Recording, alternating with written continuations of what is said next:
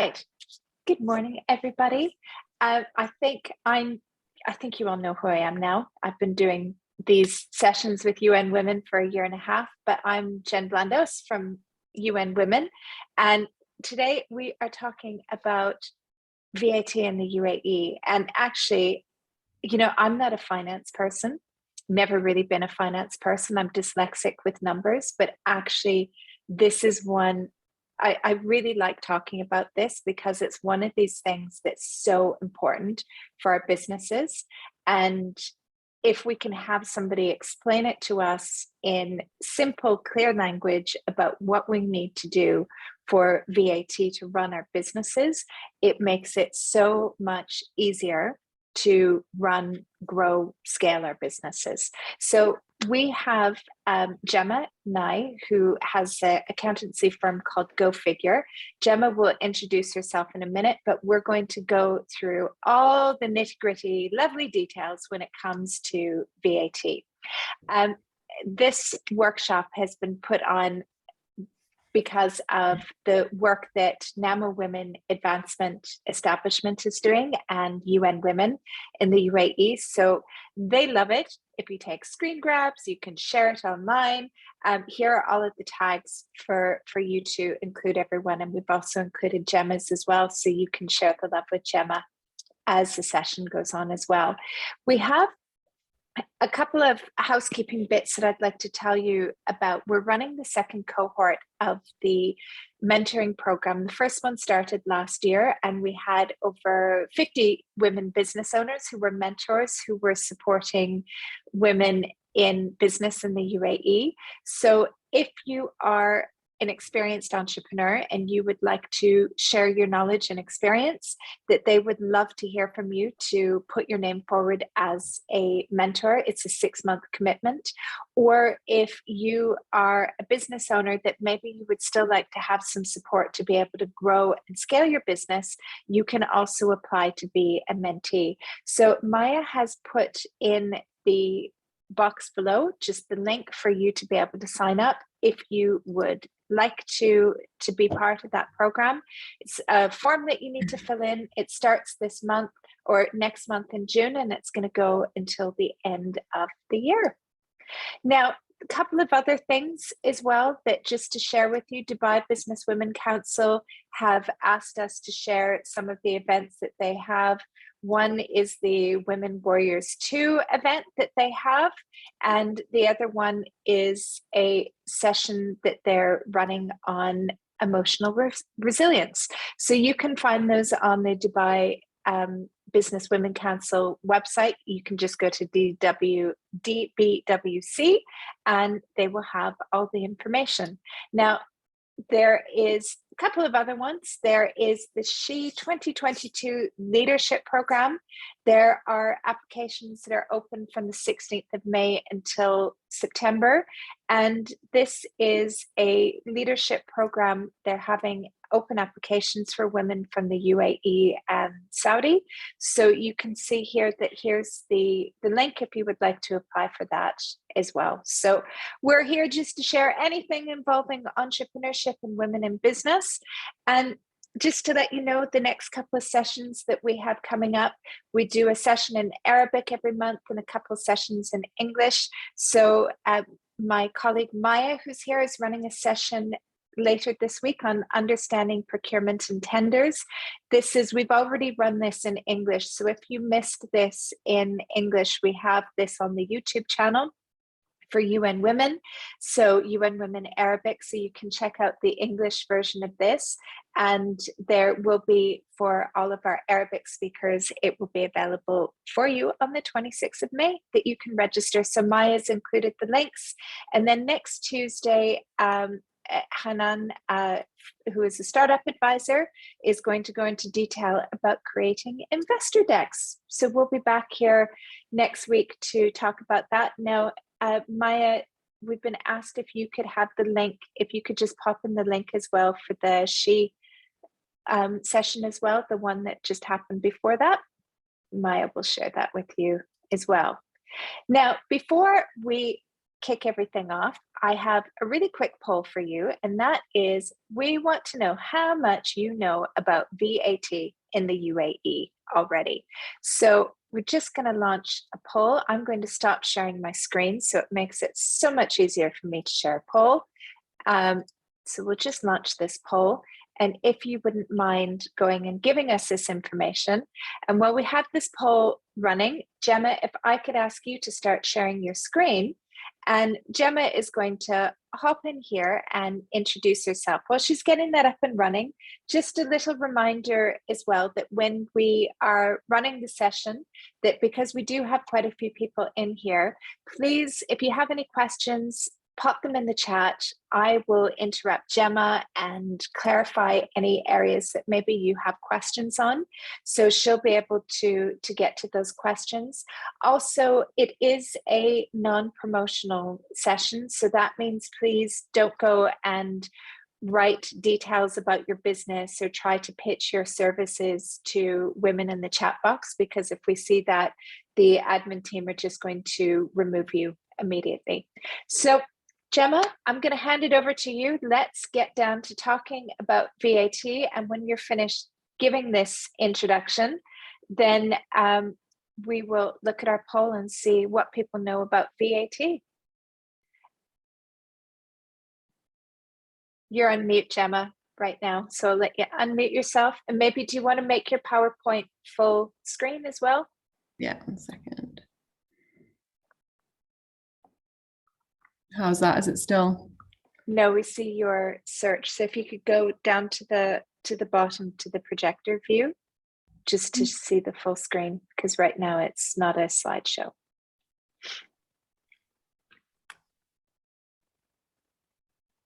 Everybody's filling that in.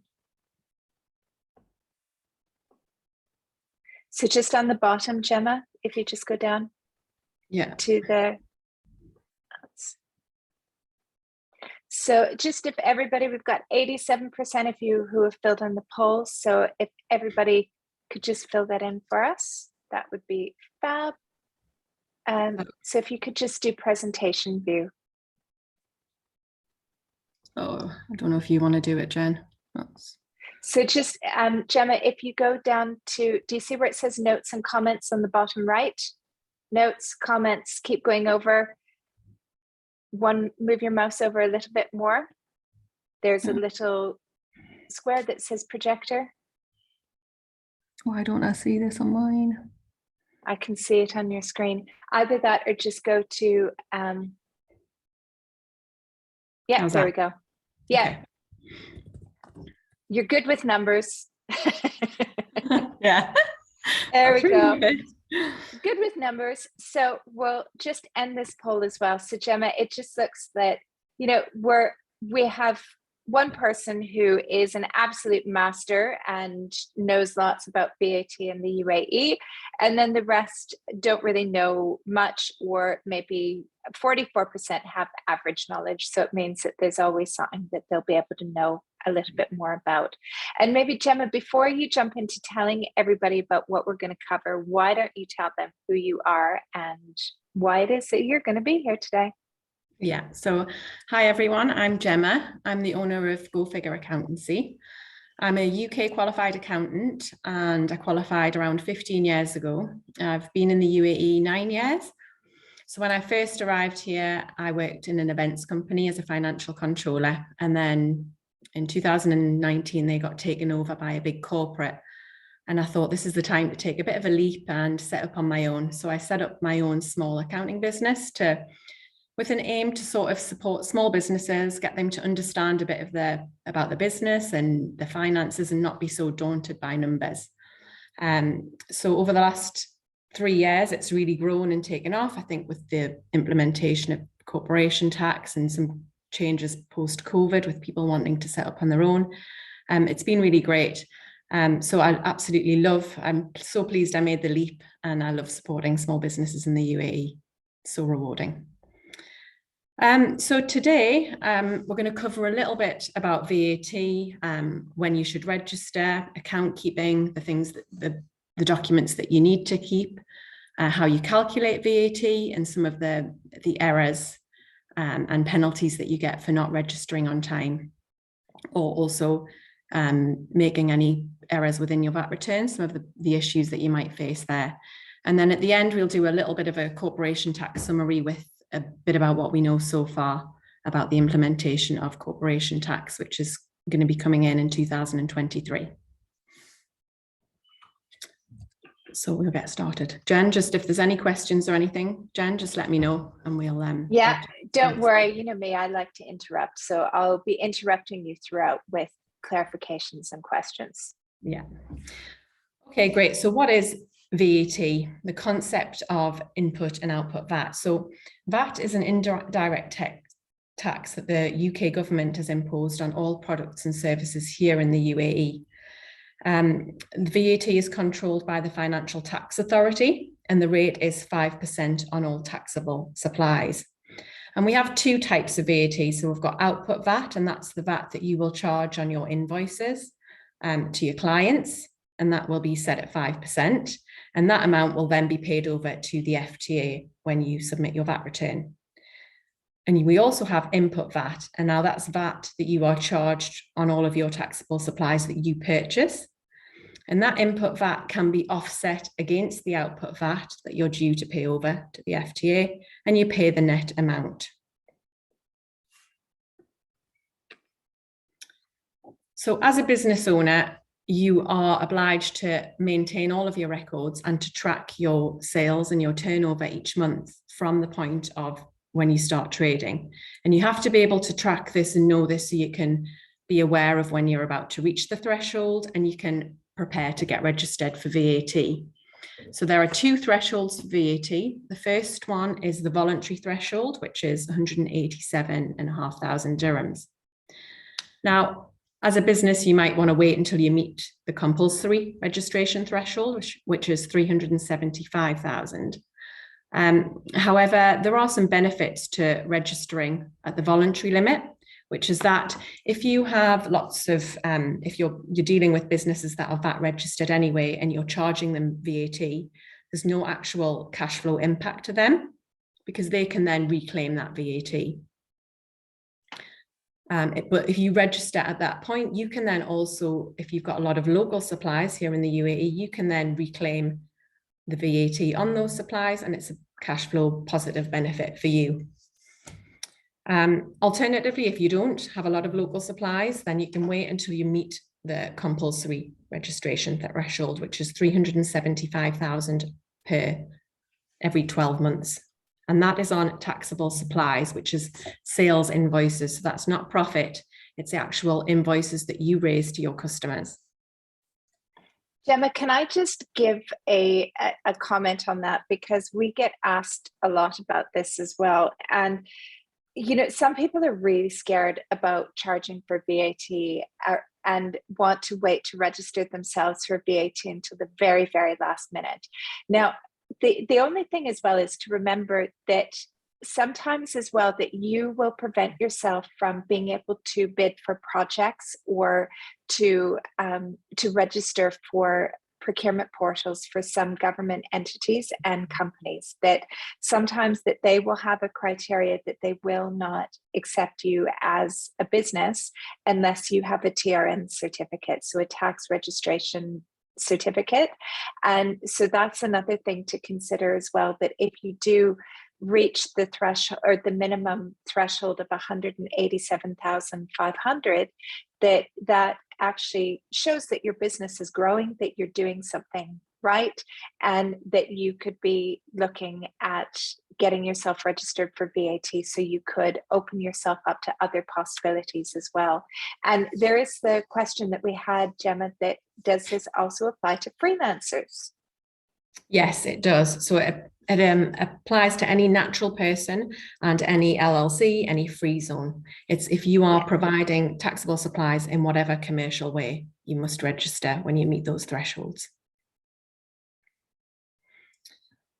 Yeah, and there's lots of the benefits, as you've just mentioned, to registering. It's best not to leave it until the last minute. The tax registration can take up to 30 days to come through. And you need to register when you expect to meet that compulsory threshold within the next 30 days. So you need to be anticipating that you're going to meet it, and then you need to start the application.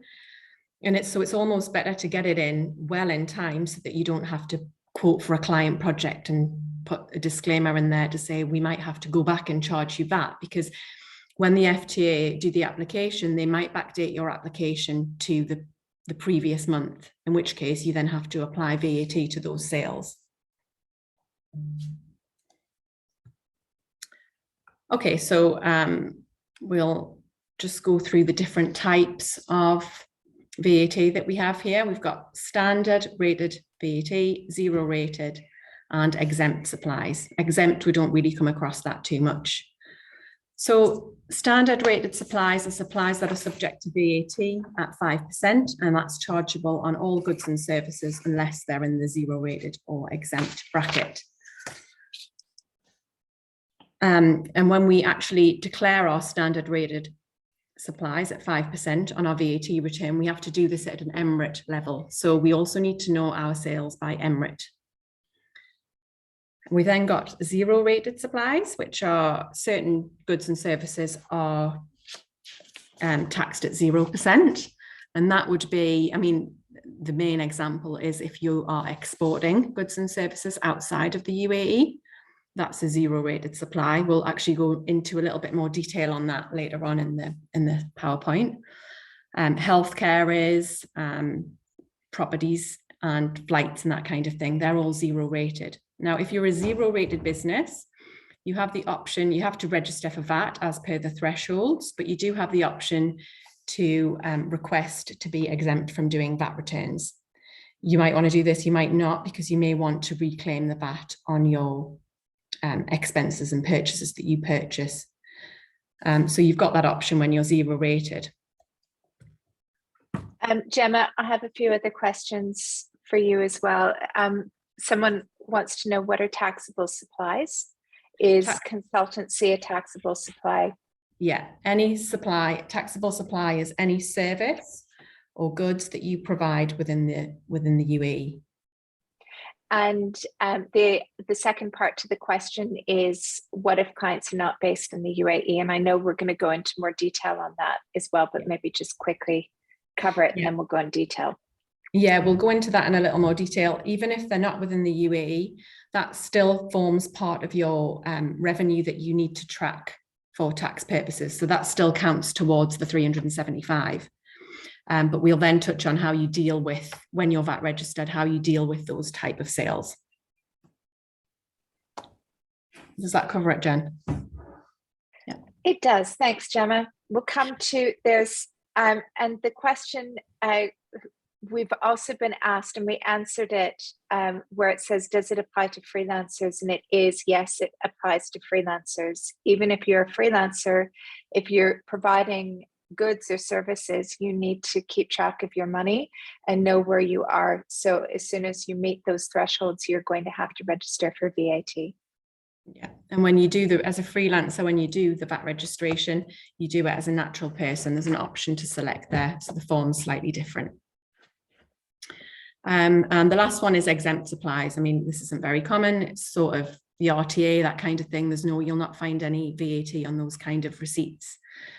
So with these businesses, they can't reclaim any VAT and they also don't charge it. Here's just a few examples of some of the exempt: metro taxi, charitable services, and residential properties. The difference between zero rated and exempt, which I think I've just mentioned earlier, was zero rated, you can reclaim the VAT on anything you spend. With exempt registration, you don't. Okay, so VAT calculation. Sometimes people need to know how they charge VAT. Is it VAT inclusive price? Is it VAT exclusive? So I've done just a few examples here of how we would charge VAT on our sales price. So if we have a sales price of 100 and we're then registered for VAT and we want to then charge that on top so that we don't lose anything on our margins, the way you would calculate that is 100 times 0.05, and that will give you the 5 dirhams VAT, and the new price would be 105 dirhams. There's also some clients that want to absorb that VAT cost. They don't want to increase the price to their clients. So in that case, you would change the calculation slightly. So your 100 dirhams would be your total price that you would sell it. And to calculate you would then do 100, which is the selling price, divided by 105 times by 5. And that gives you 4.76, which is the VAT that you would then need to declare on your VAT return.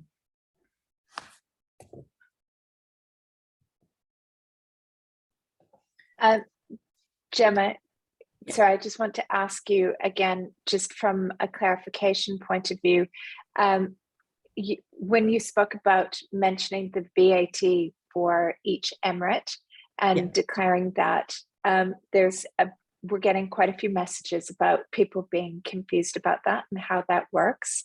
And some people have said, they're an e-commerce business selling to consumers. How would they track that? Do they need to also track if they're sending it to Abu Dhabi or Dubai or Sharjah? How does an e-commerce business track that?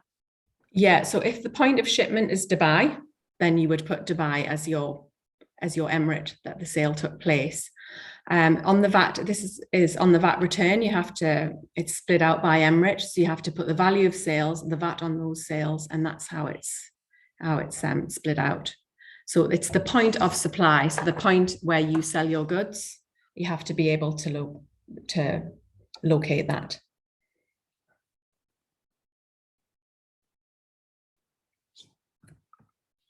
Okay, that's great. Thanks, Gemma.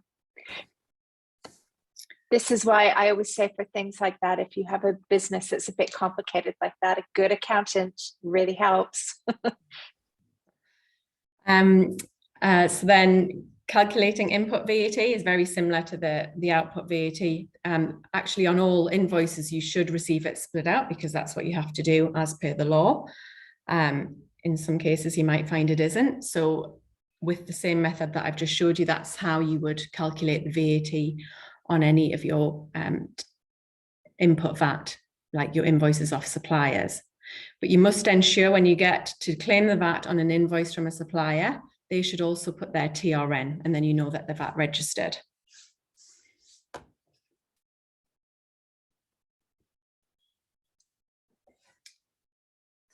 Next, VAT record keeping. This is the records that we are required to keep for VAT. And also in general, business owners are required to keep the records for at least 5 years. And for VAT, you need to have all of your taxable invoices, your credit notes, and your supplier invoices.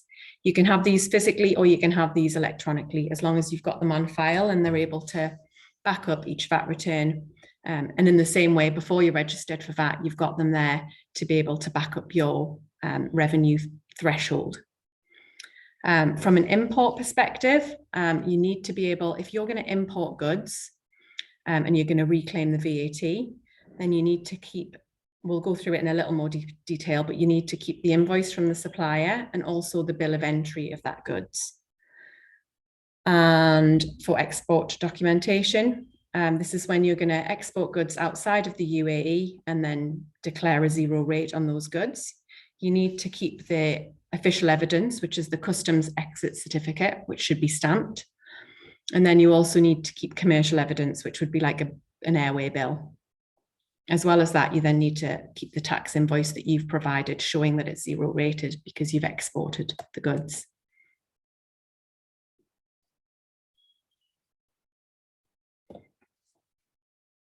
As well as that, you have to keep detailed records of any VAT paid on goods and services that have been disposed or used for matters not related to the business. An example of that would be if you use something for personal use out of your business, if you take some stock or you give something away to an influencer as a sample, you need to keep records of that. You also need to keep records of goods and services that you've purchased that the input tax hasn't been deducted, and any adjustments as well. And all of these documents, you then, when you do your VAT return, you have a list of everything that you're reclaiming the VAT on, you have a list of everything that you're charging the VAT on, and then for that, you must have a backup document for each record. And this is just if If ever down the line you have an investigation from the FTA, you've then got all of the records to be able to back up the claims that you've made.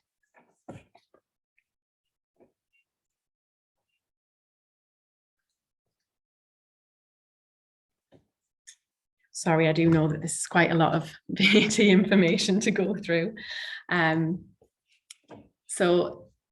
A tax invoice, how you need to present. Once you become registered for VAT, you then need to be providing tax invoices to your clients. There's a different format whether you're providing a supply for less than 10,000 and over 10,000. I won't go into too much detail, but the main things that need to be on the invoice, you need to state the words tax invoice on the top of it. You need to have the name, address, and TRN of the supplier. You need to have the date of issue of the goods, description of the goods, the amount payable, and also the VAT split out from that.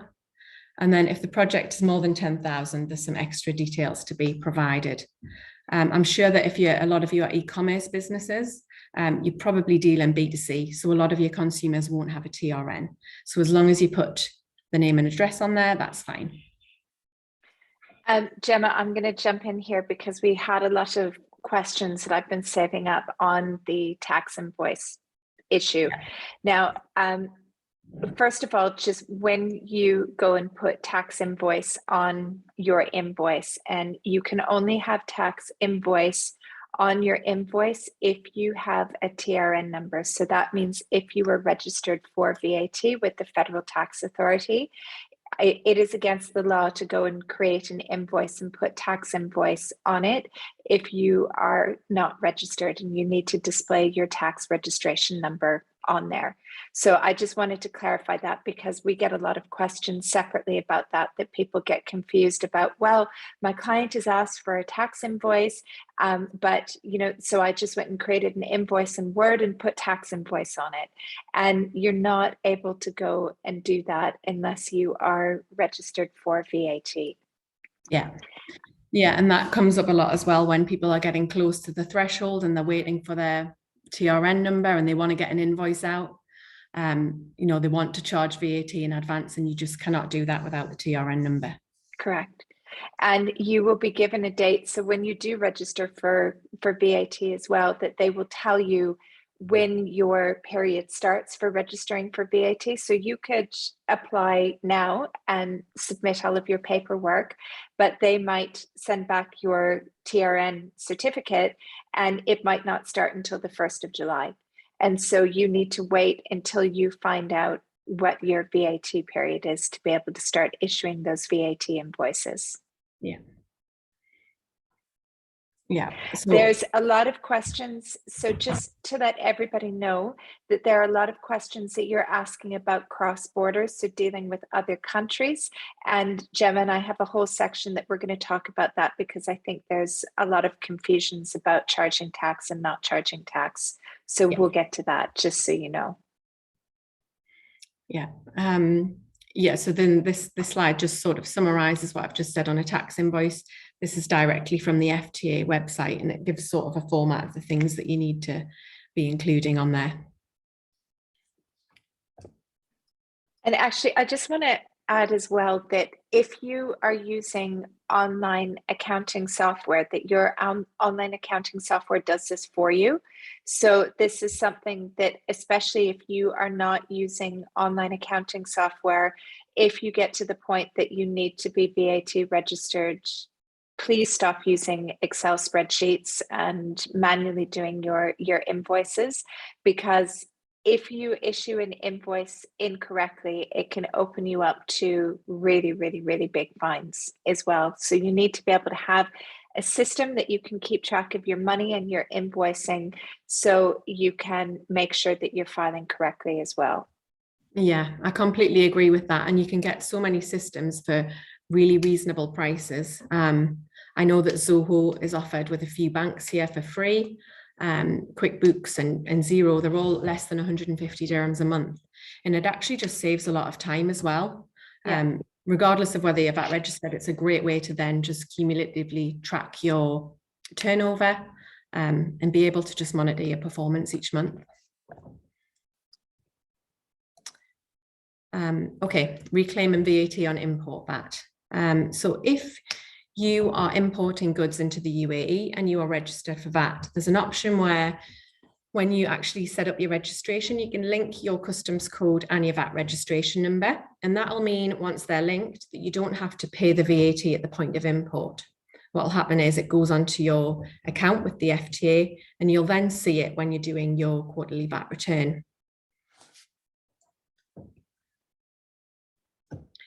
It'll automatically show in there, and then you can there's a button and you can export the list of the goods that you've imported into the UAE.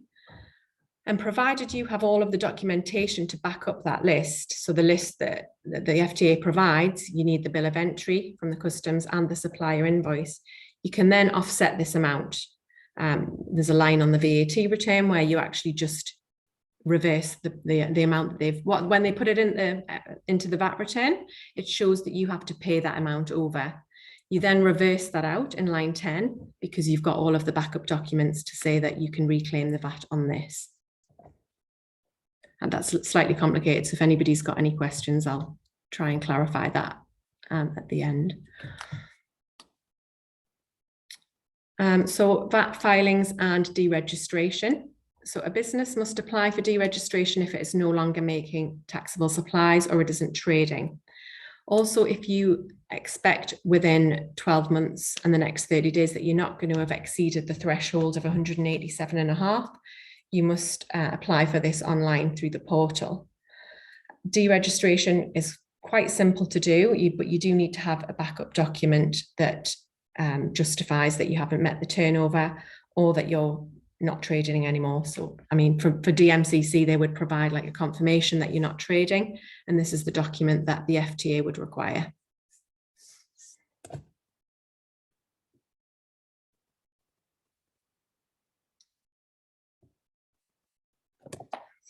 VAT fines and penalties. Me and Jen were actually just talking about this and how the FTA are quite strict on the fines. There's not much give on them. You can submit appeals, but often they aren't successful. So they are very strict on making sure that you register in time and also that the returns that you fill in are accurate, because if you then have to go and change the return, they'll also apply a fine for that kind of thing. So the fines are 10,000 dirhams on the first occasion of not maintaining financial records correctly, and then 50,000 for each repeated occasion of that. Late registration, so not registering in time, is 20,000. Deregistration is 10,000. So failing to inform the FTA of changes in your tax records, which need submitting, that's 5,000 dirhams for the first time, and then 15,000 if it's repeated. Late filing and failing to file your return by the 28th of the following month, at the end of your quarter, that's 1,000 dirhams for the first time and 2,000 dirhams if it happens again within 24 months. They then also, on top of those fines, they'll then charge a percentage of interest of the unpaid VAT for those returns, which start at 2%. And then they also do the daily penalty of 1%. And then also incorrect VAT returns, 3,000 dirhams for the first time and 5,000 dirhams if it's repeated. So the fines are quite hefty. So it's really important to ensure that when you do your VAT, you're doing it correctly, or you're taking guidance from an external accountant.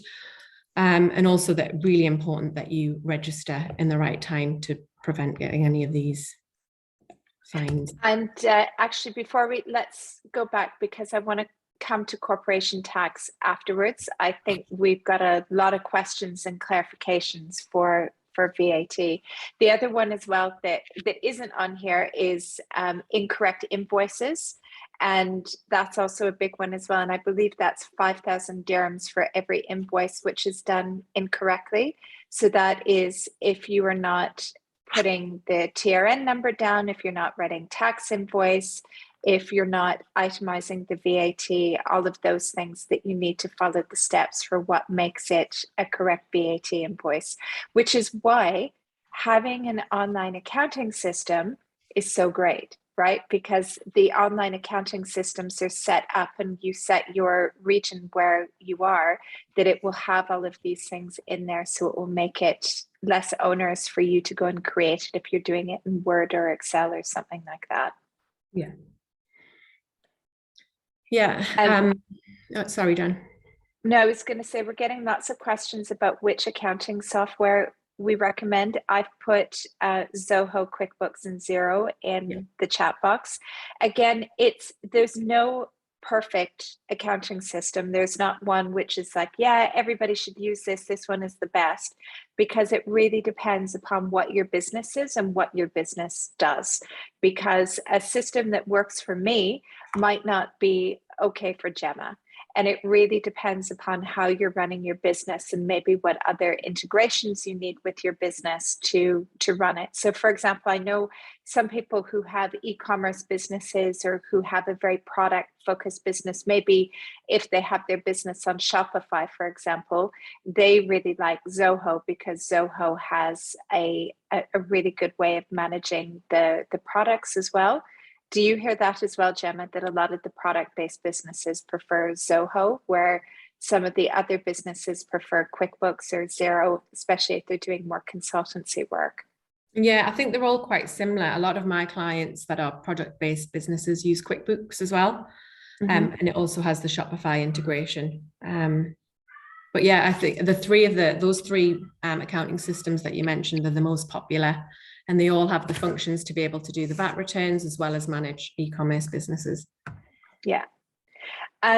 Okay, so I want to talk about cross-border transactions. Yeah. Because it's not just a common problem in the UAE, it's all around the world that people get confused about VAT when you're delivering services to another country.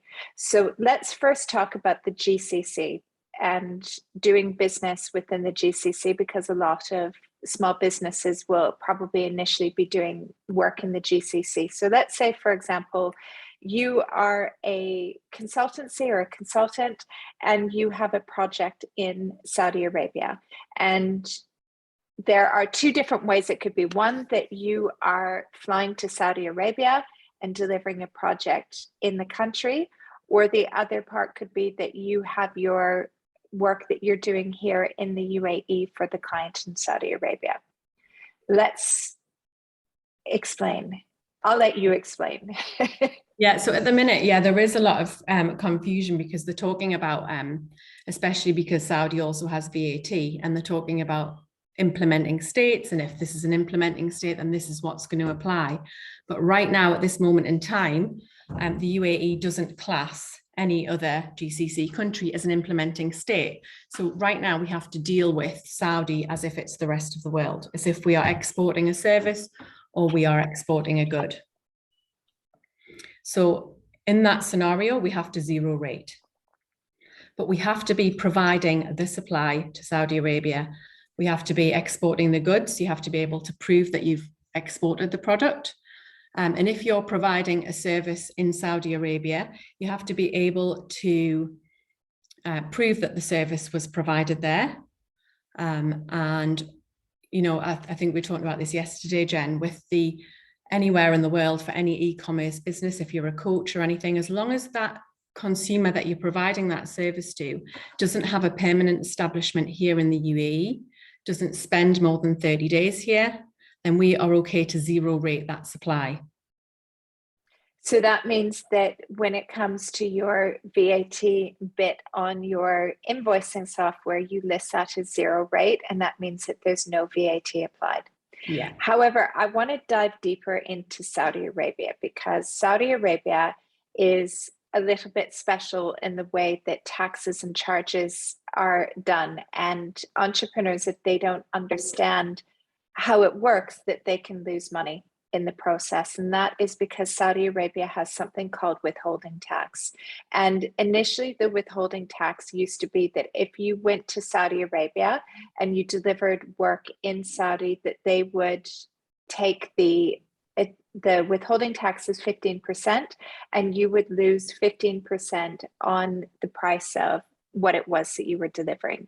Now it has broadened, and it is, if you deal with any Saudi company, that there is a 15% withholding tax that is removed before you receive that money. Yeah.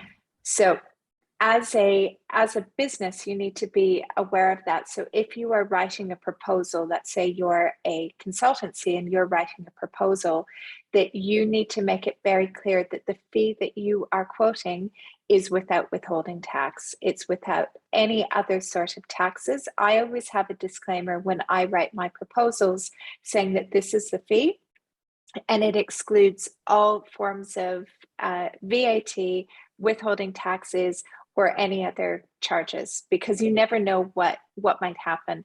And it's not just Saudi that has this withholding tax. There's some countries in Africa as well that do the same. For example, Kenya and Uganda, theirs is about, I forget last time, I think it's over 25% in some of these countries as well. So just to be aware that if you are dealing with some of these, if you have companies or clients or customers in some of these other countries, that you might lose these charges. So you need to have some sort of room for claiming your withholding taxes. Yeah. Now, there's another one that came up that I also want to talk about where, let's go back really quickly to let's say, for example, still talking about Saudi Arabia. Let's say you have your customer from Saudi Arabia who wants to come here to do work with you in the UAE. Now, if you're delivering the work here in the UAE and you are VAT registered, you have to charge your customer VAT. Now, that's because the place of supply of where you're providing that service or the product is in the UAE. Now, this is different from other countries in Europe. Gemma and I were having a long conversation about this, is that in some countries in Europe, that they actually will not charge you VAT because you are not resident in that country. But in the UAE, you need to collect that VAT if you are delivering the service in this country. Okay, any questions about that? So Gem, I don't know if you know the answer to this. Is withholding tax applicable in any way to e-commerce sales to Saudi from the UAE? No. Is withholding tax from the UAE to, no, it's only Saudi businesses that charge that withholding tax. If you're dealing with an entity in Saudi, they would withhold it from a payment to the UAE. So you need to inflate your price by 15% or discuss with the client that you won't take any deductions, as Jen mentioned. Yeah. So now here's another one where we've been asked, there's someone here, I'm not going to say any names for anybody, but she said that she is providing consulting to a customer in Belgium, and she is charging Belgian VAT, which I think is about 22%, something like that, 21%. So let me just read this out, and we might need to get the poster who wrote this, we might need to get some clarifications. How would I deal with this when I'm providing my services to clients in Europe or the UK? For example, for a client in Belgium, when I already include 21% for Belgian tax, do I also need to include the 5%? One thing, so the poster who wrote this, can you clarify where your trade license is? Are you registered as a business in Belgium, or are you registered as a business with a trade license in the UAE? Hi there. Sorry, did you want me to unmute? Yeah, or just type it in the chat box as well. Oh, okay, sure. Sorry, okay, sure, yeah, no problem. That's okay, that's fine. And then there's, so you have a freelancer visa, but you don't have a, okay. Gemma, do you want to answer this? Yeah, so you need to, if the client's in Belgium and they don't have a permanent establishment in the UAE and they don't visit the UAE to take the supply, and you're just providing online coaching to them. Oh, sorry, I missed the what it is that you do, then you would zero rate that. But you would still need to consider this as part of your taxable supplies for meeting the threshold. Even when you're VAT registered, you then zero rate that service because it's outside of the UAE, but it does still form part of your taxable supplies to meet the threshold. Yeah. So, and then the same thing as well, someone said, as a British citizen who's been living here for 10 years, what types of taxes applies to me when I offer my services to a client in the UK? Yeah, similar answer, provided that the client in the UK doesn't visit here, doesn't have a permanent establishment here, then, and it's an online service, then it is zero rated as well. Yeah. And remember that too, that you are a resident of the UAE, and so long as you don't have a company registered in the UK and you're receiving the money here. And I think it gets a bit more complicated, doesn't it, Gemma, if you have a bank account in the UK and you're invoicing people from the UK and they're paying you in a bank account in the UK, that then the inland revenue is going to want to know about that, and that might raise some eyebrows as well with the inland revenue. Yeah, for sure. If you're registered in the UK, you need to be tracking your revenue there for the VAT threshold as well. Yeah. Okay, here's another one, Gemma.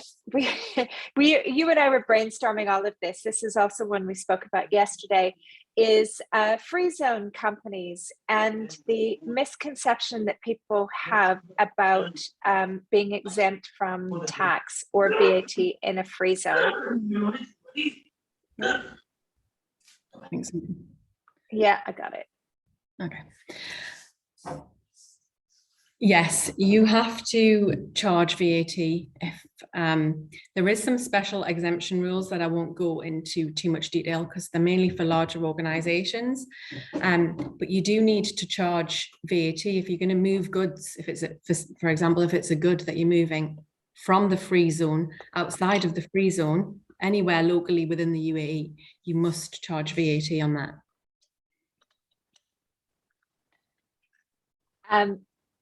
Yeah, and there's there is some misconception as well, is that people think that if you're in a free zone, there's no tax and even VAT doesn't apply to you, and that VAT applies to every single person in this country. There is no exemption. There's no escaping it. We all have a legal obligation as business owners or as freelancers. If you are charging people and you reach that threshold, that you need to be registered for VAT. Yeah. So we're going to go back to Saudi because it's always fun in Saudi. And the question is, for a client based in Saudi delivering consulting services from the UAE, I cannot charge VAT, but I will need to pay the 5% to the FAT. Is that correct? Do I add 5% to my usual price? So you're providing consulting services to someone in Saudi, and the services, I might just need a little bit more information. Are you actually going to Saudi to provide the service? You're providing it here in the UAE? It sounds like it's being provided here. Yeah, so she's providing it from here. So provided that the company in Saudi don't have a permanent establishment here in the UAE, again, that can be zero rated as well. So I guess the one thing as well that she's possibly confused about, and also as well, when you're dealing with companies in Saudi, oftentimes there's you have 15%. It's non-negotiable that there is the 15%, and your client or your customer needs to pay that directly to the Saudi government. And if you're not VAT, so you can't go and list that as a separate line item. So let's say, for example, you're charging your client 100,000 dirhams, but then actually there's another 15% on top of that for withholding tax. So what you would do is you would write your total invoice out for 115,000 dirhams rather than 100,000 dirhams or 115,000 Saudi riyals. But when the money arrives in your bank account, you are only going to receive 100,000. And so that's when your lovely accountant like Gemma would be doing the adjustment. And Gemma can explain more on the adjustment, but you do need to make the invoice. And if you're not VAT registered, you still have to go and put the extra 15%, but you don't write it as tax. It's just the fee that you're charging your client. Yeah, and that is only for clients that are actually registered in Saudi. Correct. And that's where you have a conversation with your client. That I find typically when I get the purchase order, when I'm dealing with the procurement team or the finance team, that we have an open discussion about how they need to have the invoice to be able to submit it to pay my bill. So don't be afraid to ask the question and ask them about how they want to receive it. And sometimes as well, what I'll find is that it can be a little bit complicated. And so oftentimes with the Saudi invoices, I just give it directly to my accountant and I get her to go and create them to make sure that it's all correct with what's needed for the Federal Tax Authority here. Yeah. And again, another one, my services are not always online. I travel often to a client's home country to deliver my services. Again, Gemma? Yeah, that's zero rated. If it's outside of the UAE, the thing that you need to think about is the place of supply. So if you are outside of the UAE providing that supply, then that is zero rated. Yeah. This is an interesting one.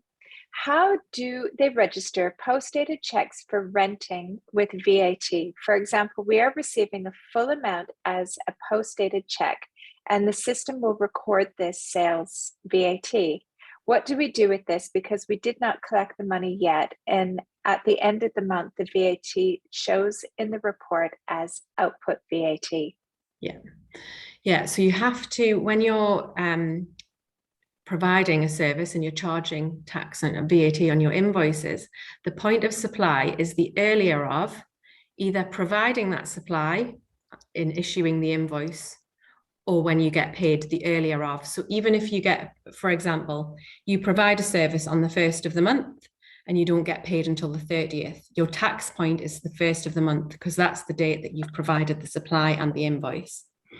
You could switch that round. You get paid on the 1st of the month, but you don't issue the invoice until the 30th. You don't provide the supply until the 30th of the month. The tax point date is still the 1st of the month because that's the date you've then received the money. Perfect. And we discussed this one as well, Gemma, the one question we haven't had yet. We often get asked, well, I have this type of business, I have that type of business. Do I have to pay tax or register for VAT?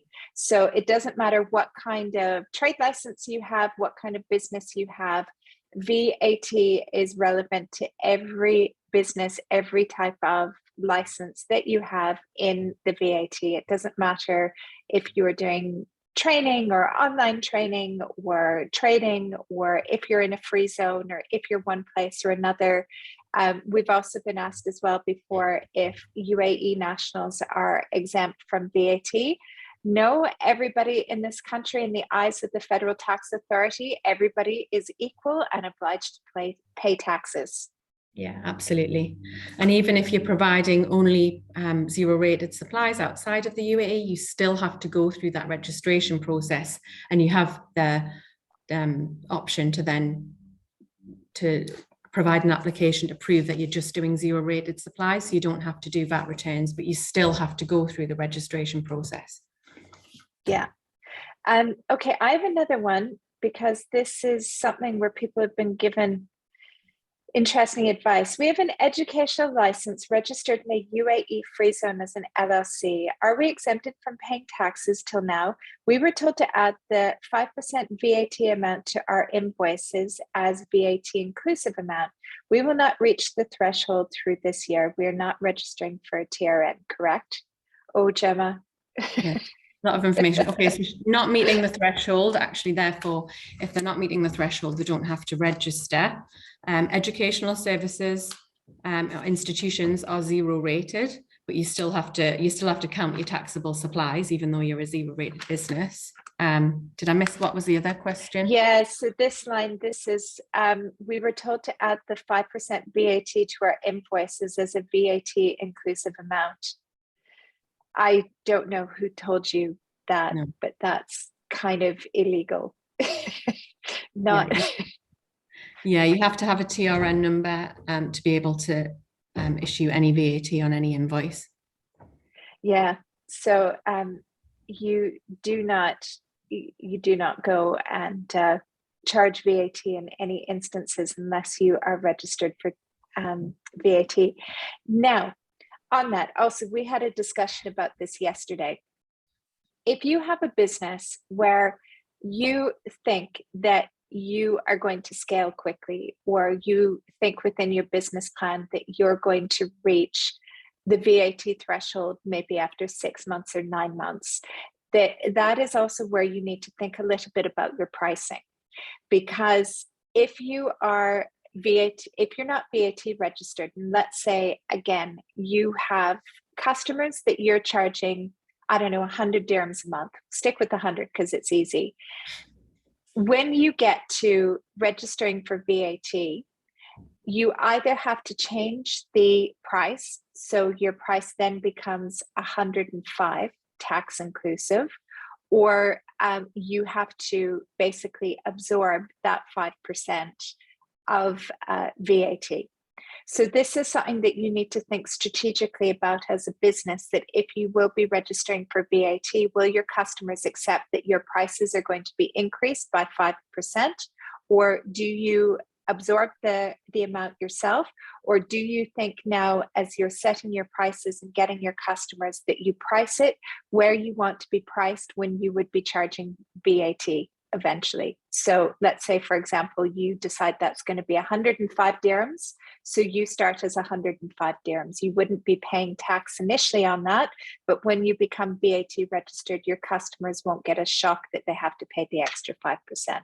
This is a business decision that people need to think about, but not everybody thinks about it until they get VAT registered and then have to communicate with all of their customers that that price is changing, which can be a difficult conversation sometimes. Yeah, absolutely. And I've had a situation like that recently where they decided to keep the price the same and scaled within the last quarter. And then the VAT bill comes in and it's like, oh, I didn't realize it would be so much. Like, but yeah, if you're going to scale, it can be a shock when you're going to lose 5% on your margin. Yeah. And so that's where it helps just to think about that, about where you want to be in pricing. Oh, this is interesting. I like this. Do you have an idea how the FTA knows my sales reached the limit? Oh, tricky question. How do they know?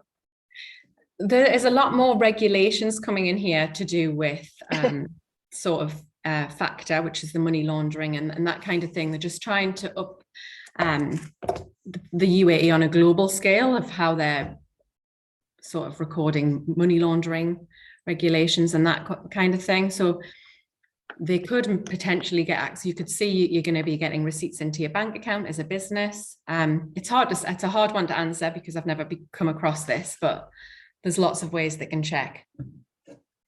Yeah. Just always follow the law. Don't try to hide things because eventually they will always find out. It's really important that you stay on top of your money, which is why I would always suggest to small businesses, one of the first investments that you want to do in your business is get your finances in order, have an accounting system, and stay on top of your money, because you should know at any time, if you speak with someone, exactly what your money is, exactly what your turnover is every month, what your costs are, how much money you're making. All of these things will help you make smarter business decisions as well. We have more, so many more. This is interesting. My business is exempt because we make under 185K, But what happens when we sell through other retailers that charge VAT? But then, so that if you're selling through another retailer, you're then invoicing that retailer. Without VAT, but they're charging customers. So basically it would be, let's say you have a website and you're selling through the retailer. Again, if it's on your website for 100 dirhams, it would be 100 dirhams, where the retailer would be selling it for 105 because they have to include VAT. Yeah, right? so I think that's what they're asking. Yeah, but in this situation, the actual flow should be your retailer sells it for 105 and you invoice your retailer for that product. So that invoice to your retailer should form part of your taxable supply. And only when you go over the threshold should you charge VAT. Yeah. If you are a new business who hasn't reached the threshold when, sorry, the question just moved. When advertising prices on your website, do we even have to mention VAT anywhere? For example, price inclusive of VAT, or just put the price? Oh, we need to talk about this. Yeah, I've had this situation recently as well with a client who said that their competitor wasn't displaying prices inclusive of VAT, so they looked more competitive. But actually, as per the law, you have to display your prices with VAT. Yeah, absolutely. And it's because in some countries, especially in Europe, a lot of times if you're selling business to business, oftentimes that business to business sales in Europe will advertise the price without the VAT. But in the UAE, you can't do that. If you're business to business or business to consumer, you always need to have the price fully inclusive of VAT. And again, do you know how much the fine is for that, Gemma? There is a fine, isn't there? For not displaying your prices with VAT. So again, it's on the big long list of fines. So you can get a fine. Yeah.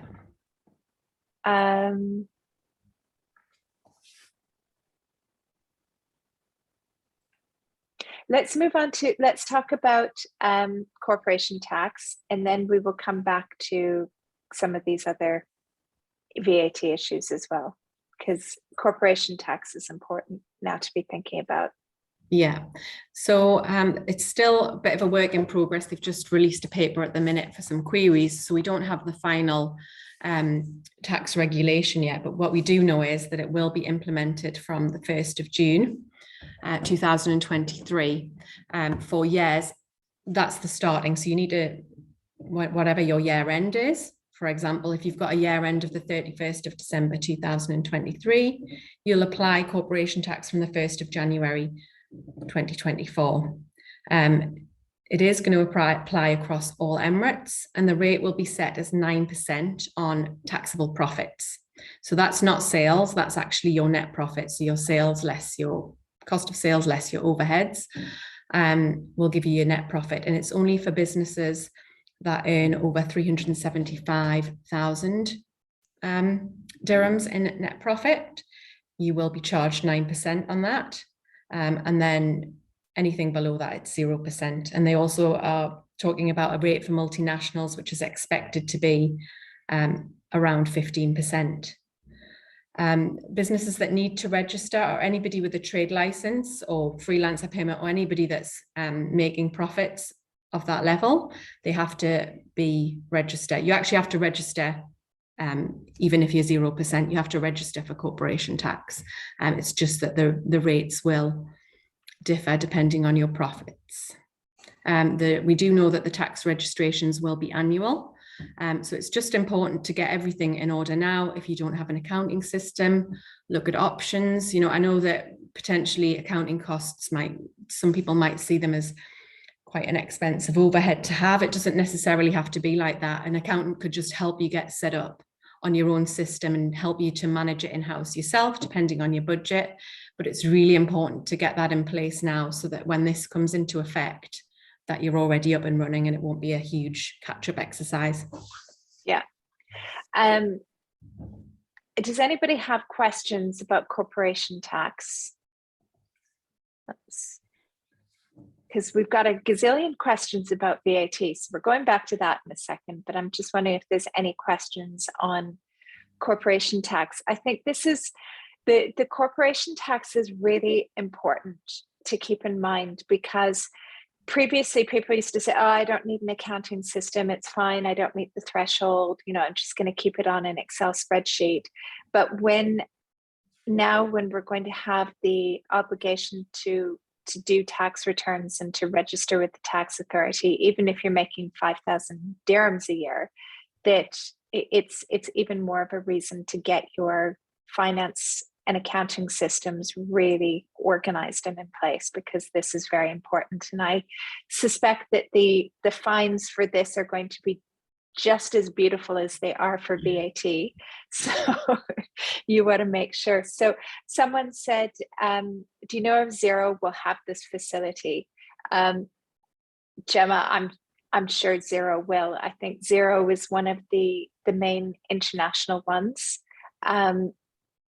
So someone has also said, would corporation tax impact an employee's salary?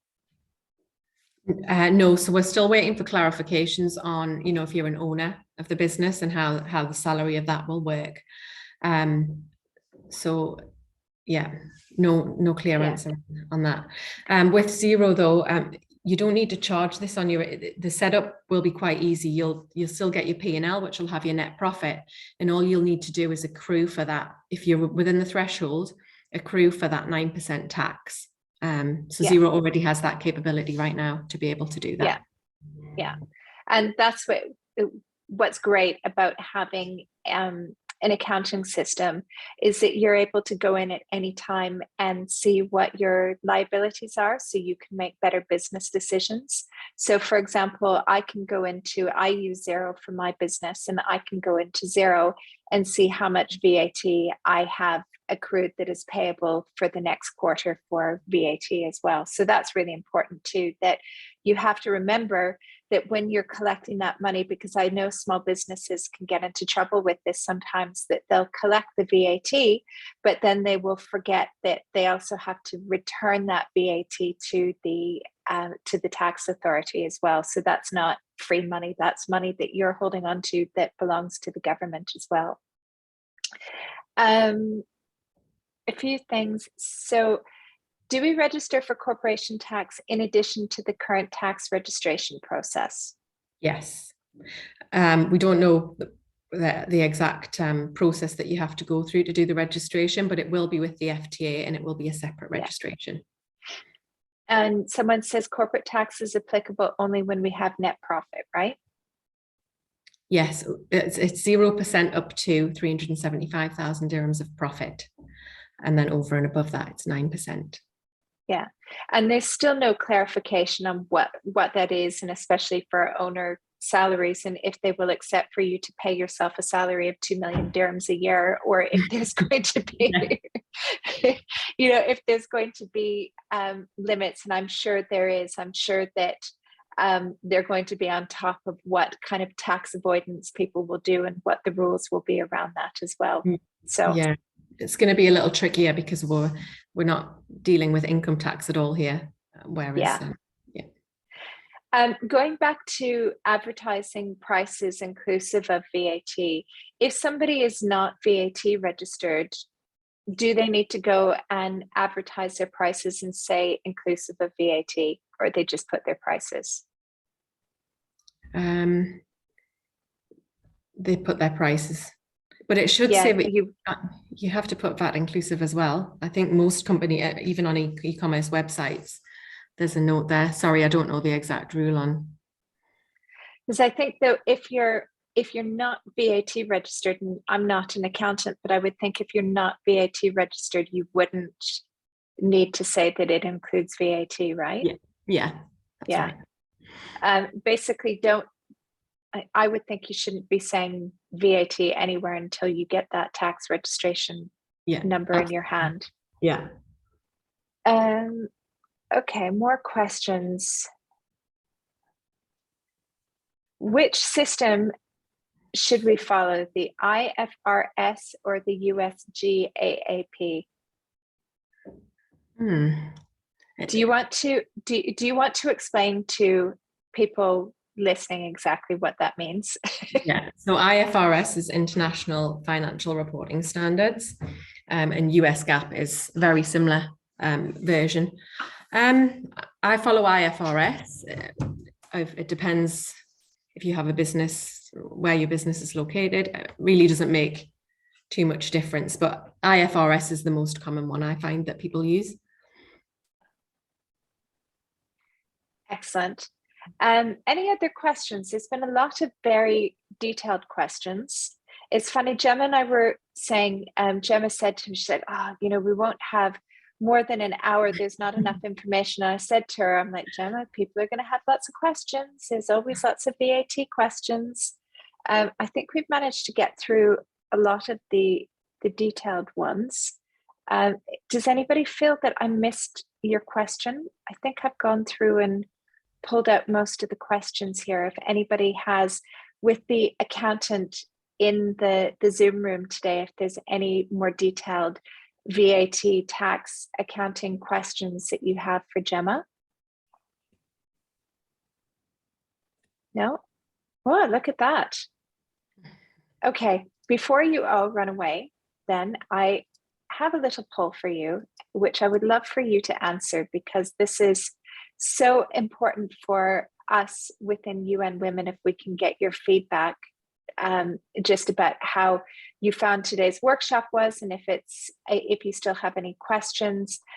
So if you could just fill in that quick poll for us. Now, Gemma, while that's happening, we have another question saying, should we register for corporation tax separately from VAT?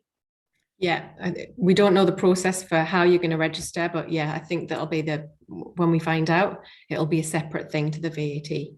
Although it's going to be managed by the same body, you will need to do a separate registration. Okay, excellent. Who else has VAT related questions?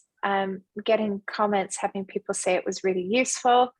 I always find VAT is so useful because it's one of these things that, especially if you're not specialized in it, it's important that we get it right.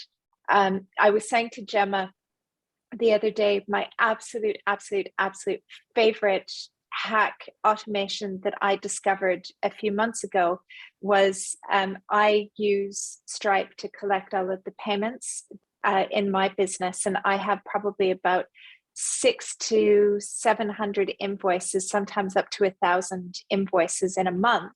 And every single one of those has to be a VAT compliant invoice.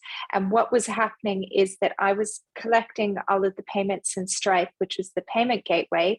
And then my accountant was having to go and do a copy of all of those invoices in Xero so we could be VAT compliant. That was taking days of my accountant's time. And I discovered that there's a plugin that you can use where it will create an automatic VAT invoice based on Stripe, and it will go and push the invoice into Xero. So the other thing as well is always be on the lookout for other ways that you can find to help you manage your tax and to save you money, because there's so much innovation out there that's happening with things like this. So it's really great for us that we've saved days of our time. And this plugin, it's a system called Caderno, has saved us, it costs us $100 a month, and it's saved us probably about 3 or 4 days of accounting time every month because we're not manually recreating those invoices. A question, VAT is applicable for digital goods and services as well, right? Yeah, that's correct. Yeah. Gemma, everybody has asked for your contact details. Do you want to write in the chat box your email address so everybody can reach out to you? And I think also as well, they can find you on LinkedIn as well. Yes. Another question, when delivering services to EU customers with a freelancer visa from the UAE, is it illegal to get paid into my personal UK bank account? You should be getting paid into the UAE if you're providing the service through your freelancer visa, which is based here in the UAE. You should have a bank account which corresponds with that and gets paid here. Yeah.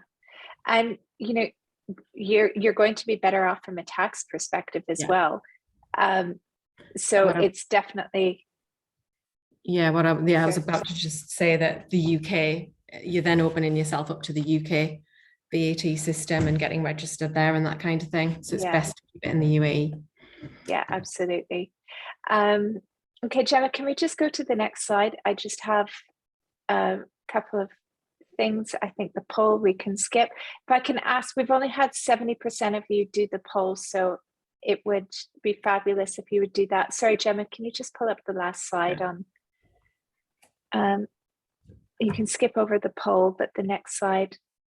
And can I please ask you, we still have 18 of you that haven't filled in the poll. We can just skip those 2 slides just at the end. I just want to go to the last slide really quickly. This one? Yeah, just to remind you, next week, or this week on the 26th of May, we have the procurement in Arabic. If you're an Arabic speaker, this will be really important. They're going to talk to you about how you can get onto procurement lists and get access to more projects. And then next Tuesday on the 31st, we're going to talk about creating investor decks. So please, if you would like to attend, UN Women has sent out the registration links for that, so you can register for those. Last question, I'm providing consulting services in healthcare. Is VAT still applicable? Because I know VAT is not applicable for healthcare. It's a zero rated supply, so you still need to go through the registration process. Okay, Gemma, thank you very much for a very informative session. I know this is quite a tough topic to get through, and I really appreciate the time that you've given to everybody for taking us through the complexities of UAE VAT. And I hope that for everybody listening today, that this has kind of helped make it a little bit simpler and easier to understand about what you need to do as a business owner to really get your head around VAT and make sure that you'll be VAT compliant for your business.